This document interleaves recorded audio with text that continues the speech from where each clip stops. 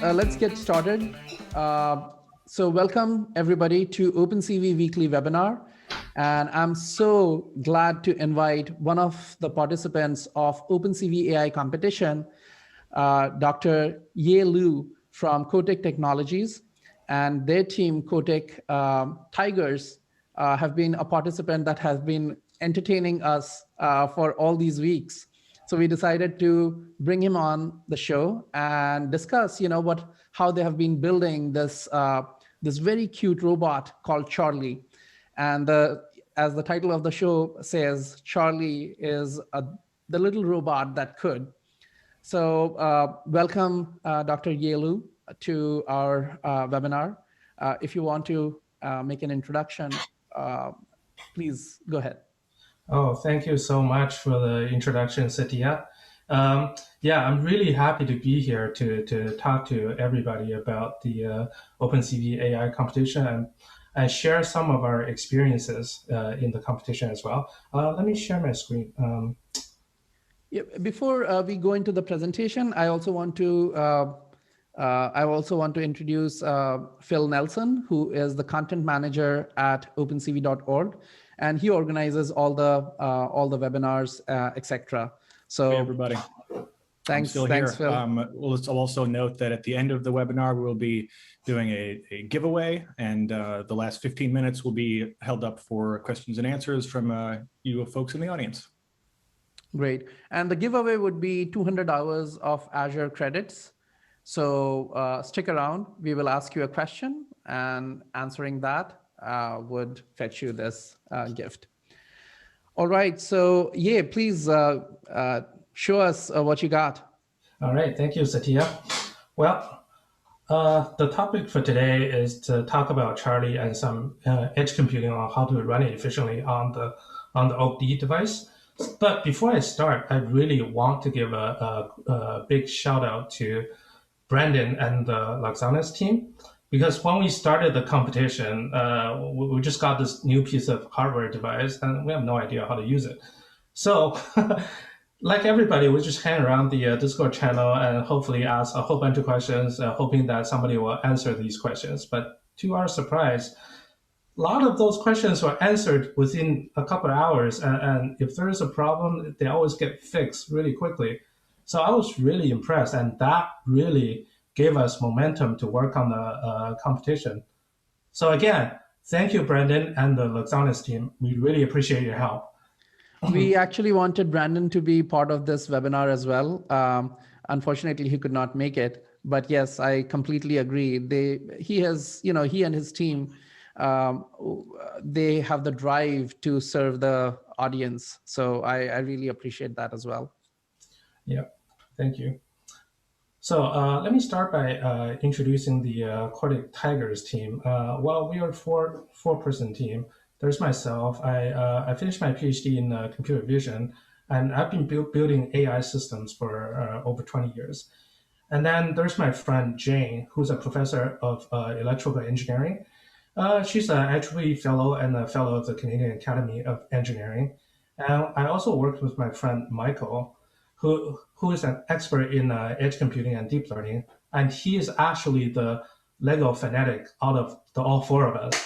And then last but not least, there's my wife, Juan, who does a lot of the important things in life. And as Phil put it, she's probably the boss. Anyway, so the reason why we want to do this competition is that we have a very clear objective. Our objective is to make hands-on learning and rapid prototyping of AI systems very easy and fun for everybody. Basically, what we want to achieve is that if you have some kind of problem in your life that you want to solve, we want to give you the tools that the AI tools to solve it, even if you don't have a lot of technical expertise. So in order to achieve that objective, there's some, our project needs to have these four properties. The hardware we use needs to be very inexpensive so people can pick them up easily off the shelf. That's why edge computing devices come in handy, because they are inexpensive, they have low power draw, and they're readily available. And the whole project needs to be very flexible. It needs to be able to cater to many different use cases. And it needs to be easy to program, because when people are using this project to solve their personal challenges, you don't want them to get frustrated with the programming side of things. And last but not least, it needs to be fun. Hopefully, we're addressing this fun factor with the robot Charlie now. So without further ado, let me introduce Charlie, the little robot that could. Basically, Charlie, most of you probably recognize Charlie from the Lego Mindstorm Robot Inventor Kit. So what we ended up doing is to modify Charlie a little bit by attaching a Raspberry Pi 4 at the back and a UPS power source so that it can run independently. And we recently attached the ReSpeaker 4 mic array to Charlie as well, so you can take all your input. And then there is a mini speaker in the belly of Charlie so that he can actually speak to you. And of course, the most important part is the OD at the top, so he can see you and interact with the environment. So, yeah, I'd like to add one more thing. The most important thing is that all this thing is open source. So you can the Oak version will also be open source, but you can go and build this robot yourself, following the repository you have. Absolutely. Actually, in the next couple of weeks, we're probably gonna release a video to go through the steps on how to build your own Charlie. That's awesome, and your videos are so awesome. They are very eye-catching. Thank you so much. So anyway, for flexibility, so what we actually ended up doing is that we want to blur the boundaries between different AI use cases or AI algorithms. So that's why we included computer vision, voice recognition, natural language processing, speech generation, robotic control, and smart home control, all in a single easy to use software package that you can program against. So, and the programming interface is pretty easy to use. We've actually got a bunch of 10-year-olds to use it. So they found it very intuitive. So if you have no prior programming experience, you can use our visual programming interface, which hopefully I'm going to demo later. And that will allow you to drag and drop different blocks and run vision algorithms. But as you gain more experience with AI and you want more flexibility and power, we have a tool to allow you to automatically translate your visual programs into Python programs. And we have a full Python API backing for all the functionalities that you can use as well. So this project is actually already open sourced on GitHub, and it runs on the Raspberry Pi. It uses a webcam. We're going to have a version that will support the OD coming out very soon, and it will also be open source. And to address the fun factor. One quick question. What language is the block language that you're showing? Which one is it? Yeah. So the visual programming language is actually Google's Blockly.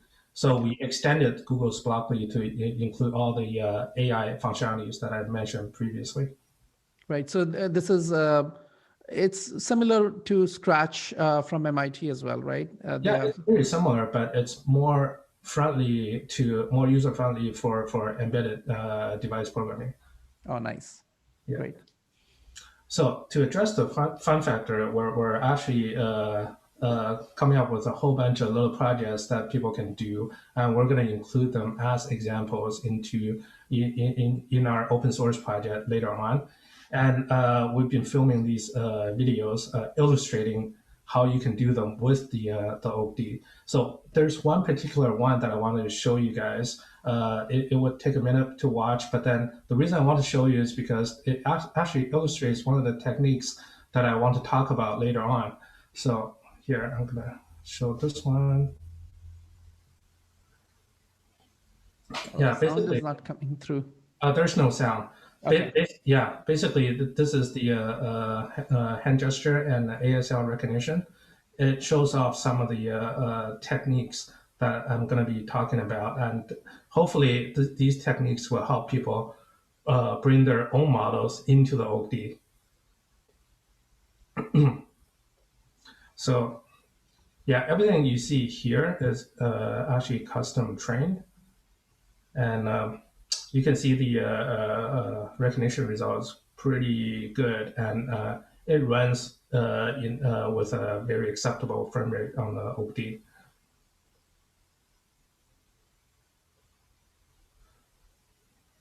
All right, and that's the end of it. Nice. Okay, now let me continue on. So talking about the OAK-D, the OAK-D is a very impressive device. It's small, it doesn't use a lot of power, and it has a lot of impressive features. So yeah, well, I don't need to talk about the high resolution main camera, the stereo camera. Everybody will know about that. But the thing that I want to highlight is the compute capacity of this device. It actually can do 4 TOPS in total of compute. So how do we actually take advantage of these compute capacity effectively? Well, this I hope will be the center part, the core part of this talk. So I listed this picture from the OpenCV website. I think it illustrates the process very, very clearly. So you start with some kind of pre-trained model.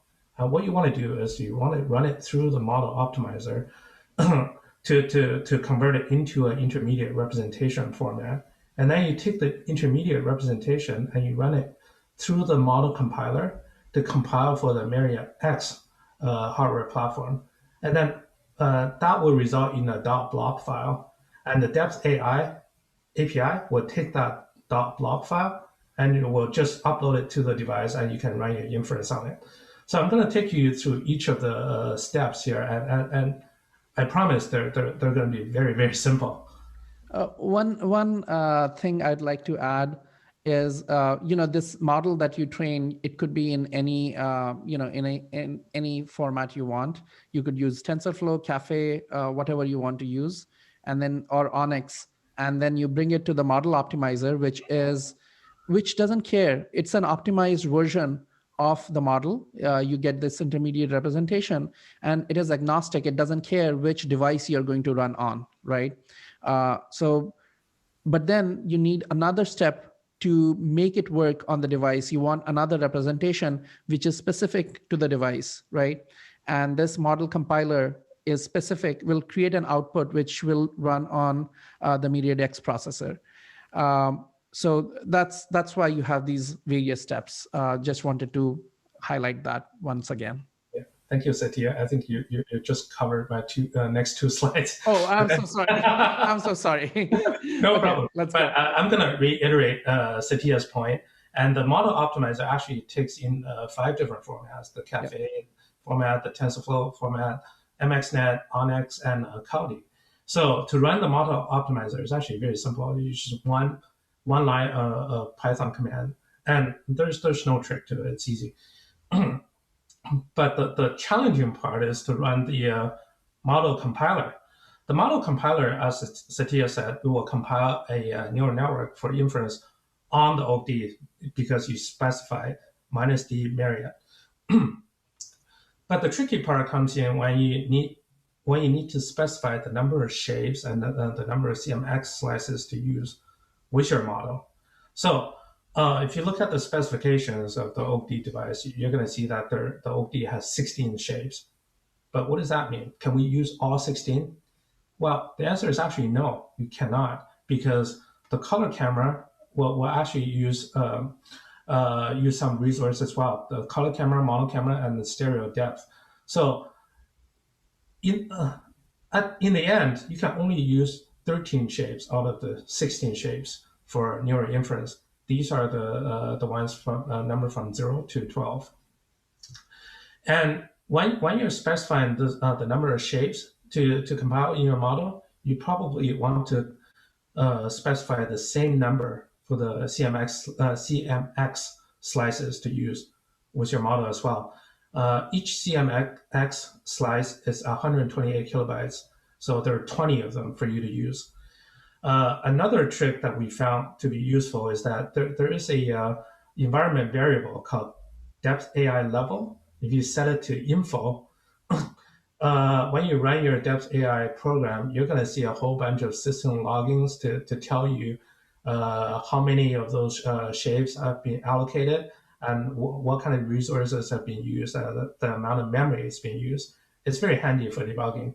And once you know that, then the model compiler, it's trivial. It's a one command kind of thing, right? And after one other interruption, sorry, Ye. Could you explain what are shaves? People who do not know, they may not know the terms. What are shaves and CMX? What do they do?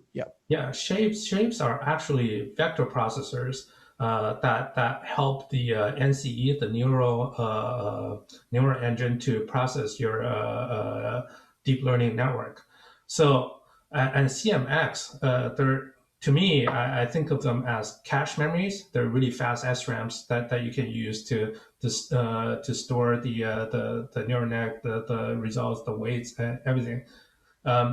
So this is why you gotta specify these parameters in your model compiler so that they can they can compile it into a platform dependent binary for you.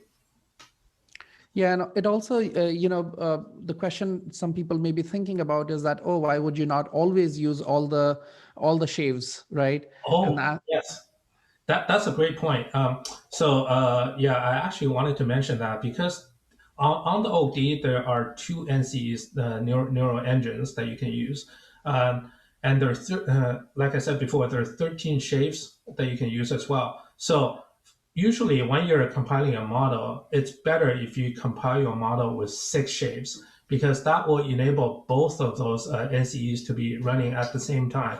So 6 times 2 is 12, right? But if you specify more shapes to use, I think it will actually disable one of the threads or disable one of the NCEs. So your model will run slower. So yeah, again, I actually recommend people to compile with 6 shapes.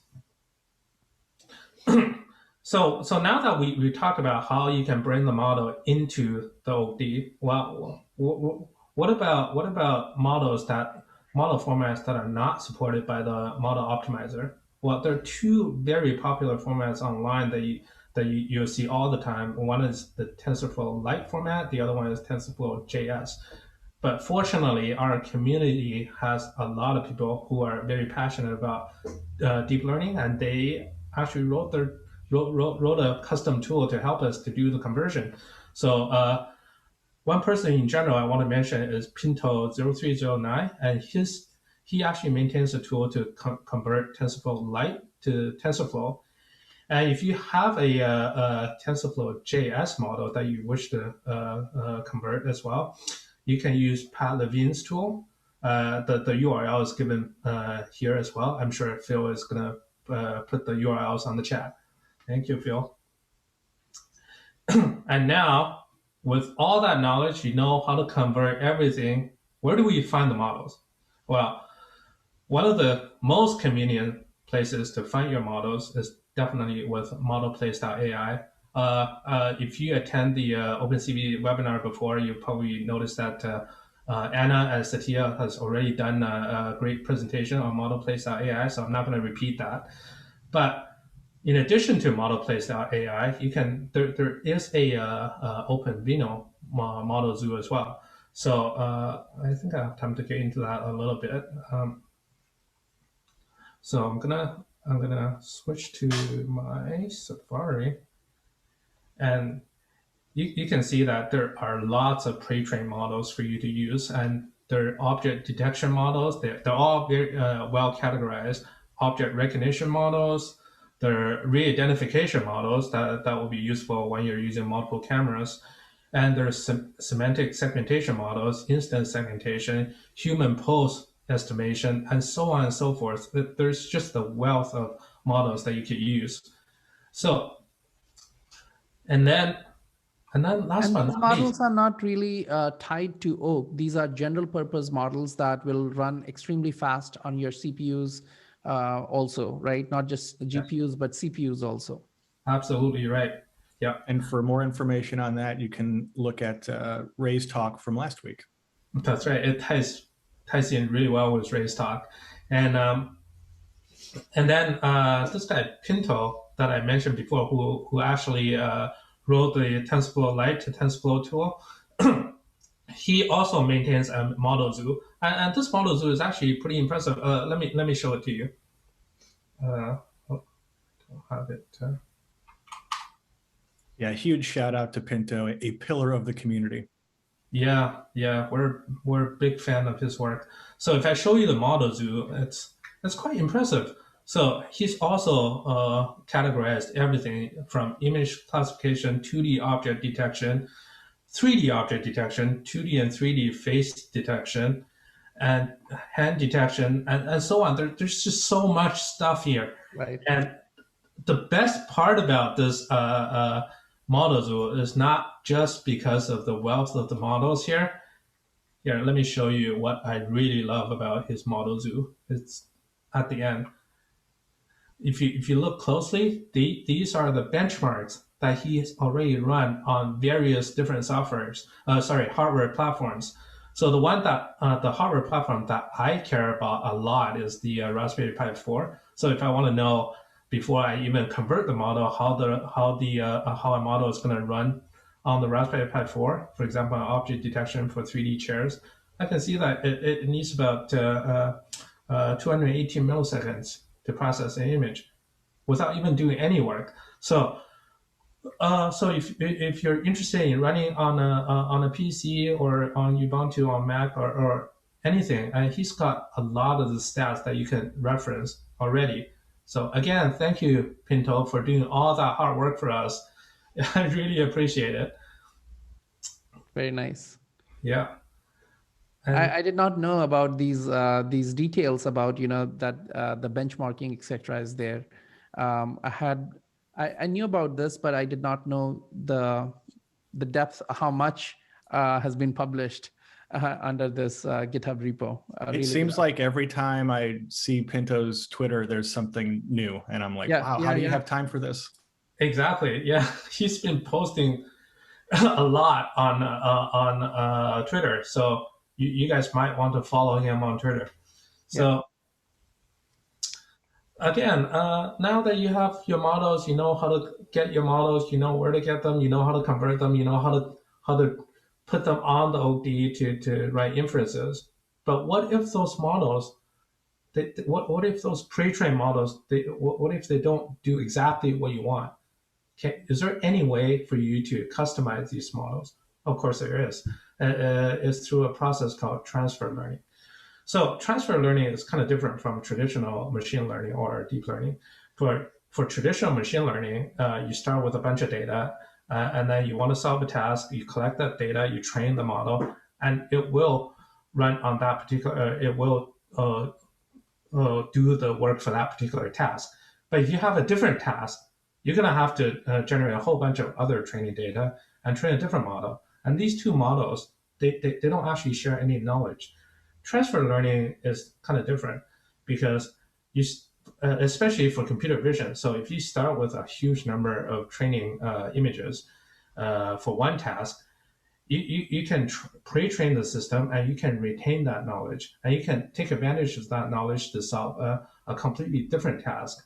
The upside to that is that for the second task, all you have to do is collect a much smaller set of training data in order to adjust or customize your pre-trained model to do that. So there are a couple of steps for doing transfer learning. So the first step is that you need to create a base model from a pre-trained model. For example, so if you have a MobileNet V2 model pre-trained on classification model pre-trained on ImageNet data, you can take that and chop off the head of the classification head, and use the MobileNet V2 as the base model for that. And the next step is to freeze the base model. By freezing, I mean not allowing the weights to change. And then, because you took off the classification head, you want to attach an appropriate head for your task. So for example, if you're doing object detection, you probably want to attach a object detection head to that, and then train the model. So when you're training the model, you notice that the entire base model is frozen, so nothing is changing. But the only layers that you're changing are the ones that you put in your detection head. So it will allow you to train a lot faster, and you're using much less number of images. So now that you've adopted your task using transfer learning, you can sort of solve your problem already. But there's something else you can do to make your model work even better. This is something else. It's called fine-tuning. So fine-tuning is fine-tuning works like very similarly to transfer learning. It's complementary actually. So what you do is after you did transfer learning on your model, you want to unfreeze that entire model, make sure all the layers can be changed. But in special circumstances, you might not want to change the first 10 layers of your model for data acquisition. You probably only want to change the feature extraction layers. So this is an optional step if you want to do it. And then now you want to continue training your model with all of those other layers unfrozen. So this way, because your model is already trained, right? So the backpropagation steps, the changes are going to be very, very small. This effectively just fine tunes your models, your weight to adapt better to the new task. So that's why it's called fine tuning. The reason I showed you guys the ASL recognition video previously is because we actually used both transfer learning and fine tuning as part of our construction for Charlie to recognize ASL letters. So if you go into this repository below and go into the model directory, there is a training script. If you look at the training script, you can get the source code for both transfer learning and fine tuning. So I have this little thought on transfer learning and fine tuning. Mm-hmm. It's important because it's important for beginners. You know, when I first learned about these concepts many years back, it was baffling to me. I was not readily. I mean, it took me a day to convince myself that this is the right approach. And the thing is that I had stumbled upon it by mistake. I had not read about it first. I stumbled upon it by by experimenting, and then I read about it. So the interesting thing is that when you're training your data, when you're training your model on a different data set, and now you're saying that, oh, this model, the parameters that you have learned, they are actually useful for solving a completely different task. How is that even possible, right? That was the thing that I struggled for almost 24 hours or more even. And then I realized that if you think about human visual system, if you're teaching a child something completely new, something like a classification tasks, right? They will learn certain things about that task, which is generally useful. For example, they may learn about colors, which even though they have learned for a specific task, the concept of color, they can apply that same concept to other tasks, right? And when you think about it in this way, that, oh, when you're learning, even though the data set is trained, the model is trained on a specific data set, the model has learned certain representations of image classification that are generally useful, right? And that's why these techniques, fine-tuning and transfer learning, they work to begin with. So just a little thought for absolute beginners. That's a great point, Satya. Yeah, this is definitely the idea behind transfer learning and fine-tuning, and I hope people will find it useful to apply these techniques in the OpenCV AI competition.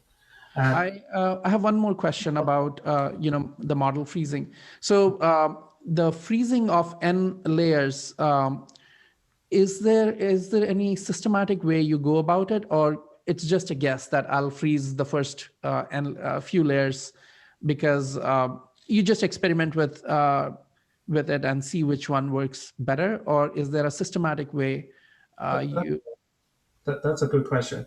So basically, what in the fine tuning step, what we want to do is to fine tune only the feature extractors, right? So if the first n layers of your model has nothing to do with feature extraction, you'll probably want to freeze that. And that step is very model dependent. So I can't really tell you how many layers you need to freeze, but you need to look at your model graph in order to determine that. Right. So if people are complete beginners, they should look up transfer learning, like those are the terms to search in Google: transfer learning, fine tuning, freezing of layers, right? Yeah, absolutely. Yeah. Well, now that you have models all customized and ready to go, and there are still some catches that you might want to be careful of. Well, these are actually the pre-processing steps that you need to apply to most models. For example, to ensure that your model work well, you need to do some type of image normalization. For a lot of the models, the input for images goes from -1 to 1 or from 0 to 1. Make sure that you normalize properly by subtracting the mean and dividing by the appropriate amount to get you to the range that you want. And some models actually require that you respect the image aspect ratio. For others, it doesn't. So, for example, when we first started this AI competition, we did a video for face detection on Charlie, and then Brandon actually left us a comment saying that, hey, you can just squish your image and get a wider viewpoint. I was like, wow, well, could do that? Yeah, we tried that. It absolutely worked. So some models don't respect that, but others do. One example that needs to maintain image aspect ratio is Google's Blaze Face. So even though the input is a square image and the output from the OD camera is not square, make sure you add enough padding to it so that it's a square image before you feed it into the neural network. And another thing that you want to watch out for is RGB versus BGR. So a lot of the the models pre-trained on ImageNet, they require a BGR kind of channel order. So, but if you apply an RGB image into that neural network, your performance will drop. And I can't tell you how much it's going to drop, but it's not going to be ideal. And another thing that you want to be doing is feature alignment. For example, if you're doing facial recognition, you want to make sure that you align your images using your feature markers to a standard to a standard pose or viewpoint. That way, it will ensure that you have the maximum recognition accuracy. Well, what we found in a recent video is that it not only works for face recognition, it actually makes a huge difference in age and gender detection as well. It makes everything very, very stable. So again, against my better judgment, we've actually decided to do a live demo today. It worked out so well for Raymond last week, I thought I'd give it a try as well. Putting into Phil's words, I'm living dangerously now. So that's right. We're living on the edge. That's right. Let me unplug Charlie, and then I'm gonna. One other thought I had on the last slide is that people should always have a checklist in front of them when they do this for the first time. They're trying out a new model or something. Always have a checklist of things that you're going to check. From the previous slide, there are 4 points that Ye had made, because these are not, the accuracy that fall in accuracy may be tiny for each step. So if you use BGR versus RGB, it is possible that you lost only 2% of accuracy, but that 2% is free, right? You should have that 2% accuracy. And similarly with alignment, etc. These are not things that would stand out, that, oh, it's not like it's going to scream at you and say that, oh, something is wrong. It's going to be very subtle. So you should always have this checklist that you go over and check, oh, I have checked this, and this. Otherwise, you would miss out on easily, a 3-4% accuracy you will miss out on, which should have been free, just because you did not take enough care in doing these steps? Absolutely. Yeah, the checklist is definitely a great idea. We should actually start to do that as well at some point. And without further ado, let me show you Charlie. And he's the Can you actually turn off your demo for some time so that people can Oh, the turn off screen your share, screen? yeah. Screen share yeah. so that people can see. Yeah. Okay. So here, this Nice. is Charlie, and he's completely free of wires right now. And let me share. I need to share a different screen. This is how we program Charlie. And hold on a second.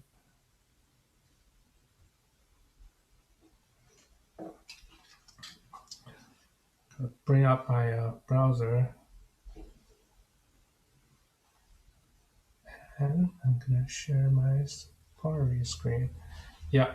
So this is Charlie's programming interface. Basically, it's a web-based interface, and the web server is actually hosted on the Raspberry Pi here. So everything you see runs on the device. Nothing is running through the cloud. I love it. Looks like Charlie's using Bonjour as well, charlie.local. That's right. Yeah, it's definitely using Bonjour. And here, this is the visual programming interface that I was talking about. So if I zoom out a tiny bit, so we're adding preliminary support for the OAK-D right now. So if you look at this block, it will initialize a OAK-D pipeline by adding the RGB camera, the stereo camera, and we're going to be obviously going to be doing face recognition, adding that to the pipeline, and adding a face recognition node to the pipeline as well. So, and then we're gonna initialize voice so that Charlie can talk to you, and then of course the Lego control part. So this program is actually very simple. What it does is that Charlie's head is gonna rotate according to where my head is. It's trying to put my head at the center of the frame. So if I run the program like this.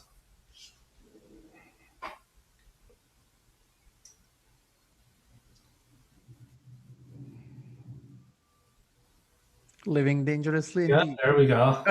Yeah, you can see that we're actually doing stereo neural inference already because I haven't added my face into the face recognition module, so it doesn't recognize me right now, but it knows how far I am to the robot. So I don't know if you can see it. Yeah, this is me. So if I don't know if you can see Charlie's head. Oh.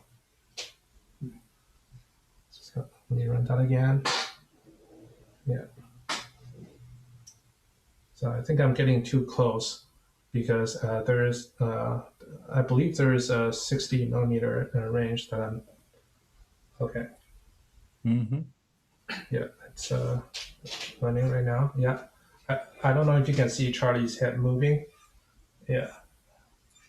Yeah, we can. He's following. All right. So if I show Charlie my my friend Michael. Yeah. Hello, Michael. I don't know if you heard him. He actually said, "Hello, Michael." We did. That's great. You saw him. Wow. Yeah, that's the end of the live demo. Ooh. Actually worked. So one other thing I wanted to mention to the live audience so that they know that this can be converted to a Python code so that if you are a Python programmer and won't like to use Blockly, you can use that as well. Yeah, absolutely. One of the more exciting features that we're going to add to this project is the ability to use multiple OAK-D devices simultaneously to run inference on a single input. So we're hoping to add that in the next couple months. And of course, if you subscribe to our Twitter, you're going to see a video about that. So, and that's it. Feel free to ask me any questions. Yeah, that's also perfect timing, exactly 40 minutes. And so we are open for questions, 20 Nailed minutes it. questions. Totally nailed it. I really love that demo and all the things they're building. It's it's very awesome. Thank you. Such a cool project. We've got some good questions here from the live audience. My favorite one so far is, do you have a list of equipment for Charlie? Yes, I do. So if I switch to to this slide here, you can see that the list actually has a Raspberry Pi 4B in it. There is a PowerPi UPS. It contains one 18650 battery. Actually, you can run Charlie on this single battery for quite a while. And there is the ReSpeaker 4 mic array that you want to attach to the Raspberry Pi as well for your audio input. And there is a mini speaker that you can plug into the Raspberry Pi for audio output. And then there's the OD, which will go into the USB port of the Raspberry Pi. So that's it. There are 5 things that you can attach to the Lego Robot Inventor Kit. Awesome, thanks. Yeah, maybe we'll put together a little bomb on the YouTube video. If people want to go put together their own Charlie. Yeah. How did you come up with this name, Charlie? Well, actually, we actually didn't come up with the name. Charlie is the name of the Lego Mindstorm robot. So we actually initially named it Charlie V2, but then people seem to drop the V2 from the name, so we just went with Charlie. Nice. You can, instead of Charlie V2, it could have been Charles. Yes, Charles. We got a more technical question here. How would you advise people to look at the model and decide how many layers to freeze and to optimize that? Yeah, I believe there's a tool called Neutron that you can use to display the layers from the neural network. You can walk through each layer. You can experiment, I guess, as to which layers you want to freeze and which ones you don't. Great, thanks. People are asking if, I think you already answered this in your talk, but they may have joined a little bit late. Are you planning to, what components of this are you planning to open source? All of them, actually. Our entire project is open sourced. So if I go to here, there's a link at the bottom for our main GitHub repository. Again, this one doesn't have support for our OGD just yet. We're going to add OGD support very soon, but it works with any kind of standard webcam on the Raspberry Pi. Thanks. So you mentioned feature alignment is a very important part of the pipeline. What tools and libraries, if any, do you use to assist you with that? Well, for feature alignment, well, what you want to do is to get accurate locations of of those features. So there are lots of, for example, for facial features, there are lots of things you can do. There are deep learning models for face detection, which will output those feature points for you, or you can use an independent neural network model to come up with more of those feature points. It really depends. So my favorite one is MediaPipe's face mesh model. I believe there are 468 feature points that you can use for alignment if you really want to. A couple more questions here about if you would be so kind as to share your slides somewhere after the webinar. Yeah, absolutely. So Satya, if I send them to you, would you be able to share it? Yeah, Phil usually puts them right under in the description section of the YouTube video. So that's where we'll put it. All right. Yeah, I'm gonna share. I'm gonna upload the slides to Phil after our session here. Awesome. Really appreciate it. Let's see. Somebody's asking about is Charlie planning to enter the AI soccer championship? Yeah, AI soccer is one of the things that we actually want to crack. This is the motivation behind working with seamlessly programming with multiple devices using one simple program. So hopefully, once that feature comes out, we're going to be able to talk about getting different robots to do some type of soccer match. Yeah, I'm very excited about that. So yeah, I don't know whether it's going to be next month or the month after, but it's coming. It's great. There's another one that put in my mind. There's also Robot Pro Wrestling. I don't know if you've seen this, but you should definitely YouTube it because it's amazing.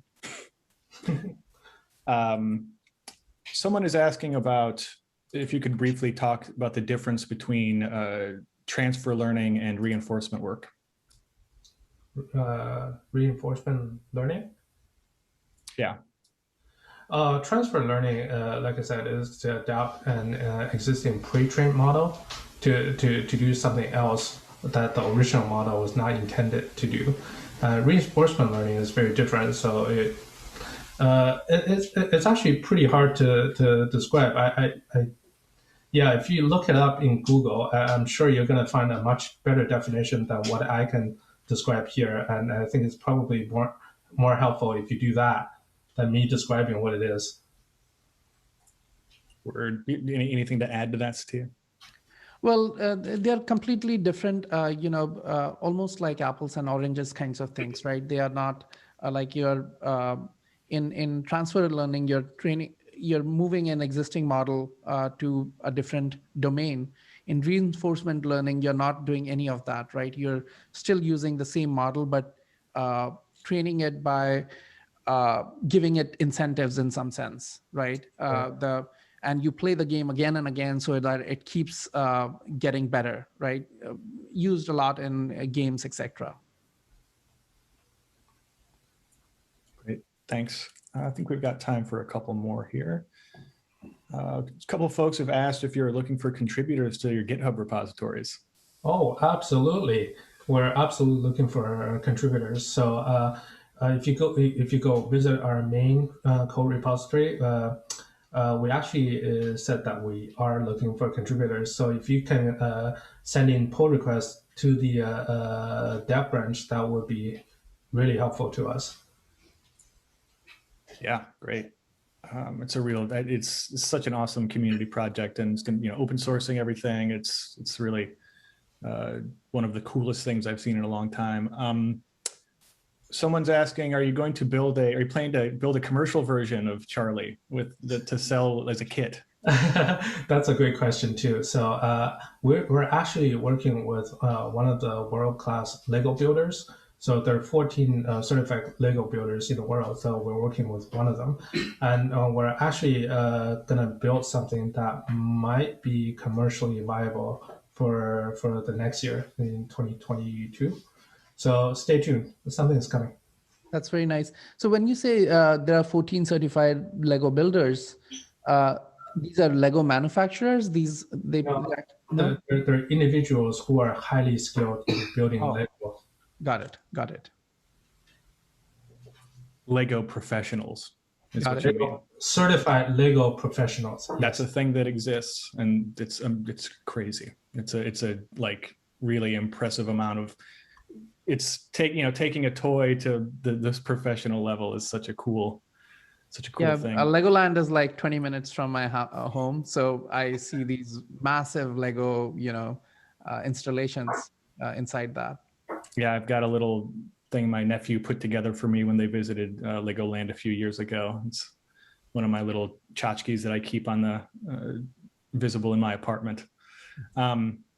We've got probably time for at least one or two more questions here. Vladimir would like to know how many viewers are here today in the call. I think our peak was like 150, something like that. 120, I think. 120, okay. Yeah. How could you talk briefly about how you think through choosing from the many models to solve a specific problem?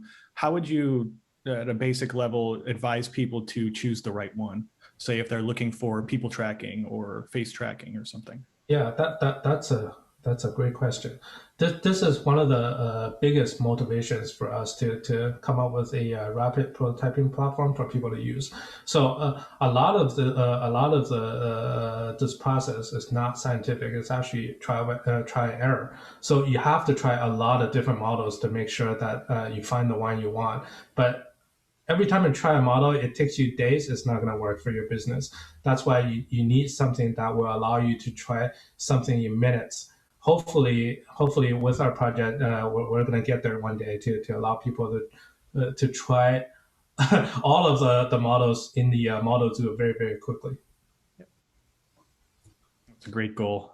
I believe you covered this briefly in the slides, but someone's asking about using multiple OAK-Ds, kind of chaining them to increase the capacity. Yeah, we're actually implementing this feature as we speak. So we're hoping that this feature will make it into the final submission for the OpenCV AI competition. Basically, we're making it very flexible. So any one of the OAK-Ds can be used as a data acquisition device, and the other OAK-Ds can contribute to all the processing. You can use it to not only process more neural network models, or you can use them all to improve your frame rate as well. So we're working on both of those aspects. Right on. That sounds great.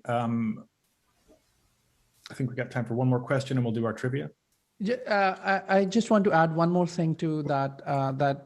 With OAK-D, because most of the processing is being done on the device itself, you would be surprised that you can actually connect 4 of these OAK-Ds to a single Raspberry Pi, or as many slots are available, and it doesn't even move the needle on the CPU usage, right? So it's surprising how much it can do on the device. And that's why for a lot of applications, it's a very viable option to use multiple OAK-Ds because the processor it is connected to, it doesn't get used. Yeah, absolutely. And also with our future implementation, we're hoping to break that four device limit on the Raspberry Pi. So we're going to be doing it over something called MQTT. So essentially, you can connect an unlimited number of OAK-Ds and get them to work together. Very nice. Would you mind turning off your screen share? Yeah. Oh, yeah. So we'll do one more question and then trivia. Sound good? Yep. Do you have any suggestions for feature alignment with regards to face detection? Does this mean that you need to have like the same perspective, like the same camera distortion, and all that, or is it different? That's a great question too, but the answer is for face detection, you don't need to do any kind of feature alignment. You only want to do feature alignment when you want to do some type of recognition or some type of estimation.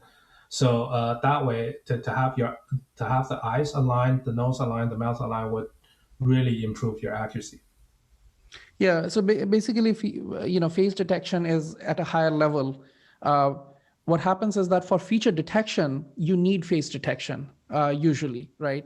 So you cannot do feature alignment for face detection. In fact, you use face detection as a pre-processing step and then do feature detection on top of it, and then you align the features. And just to give you a sense of, there are different kinds of alignment you can do.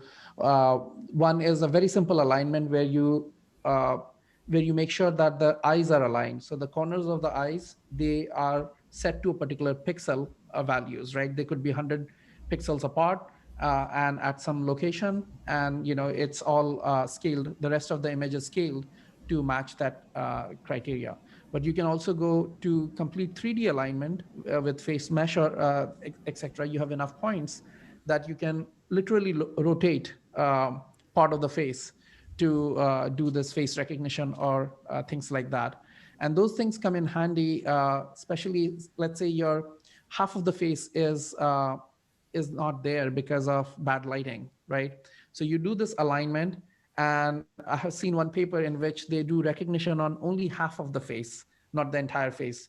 And that gets, you do perform better because it's only, half of the face, and the badly lit part is gone.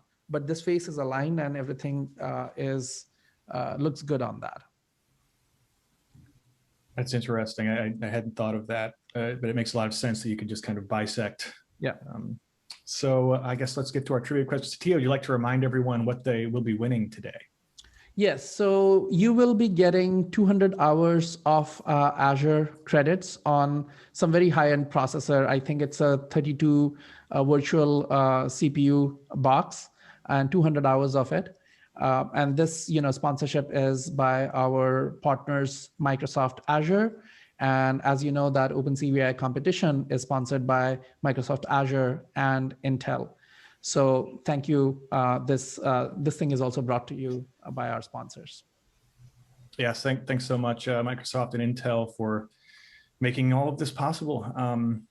So let's get to the trivia question here. So as usual, the rules are first person to answer on my screen in the chat here wins the prize.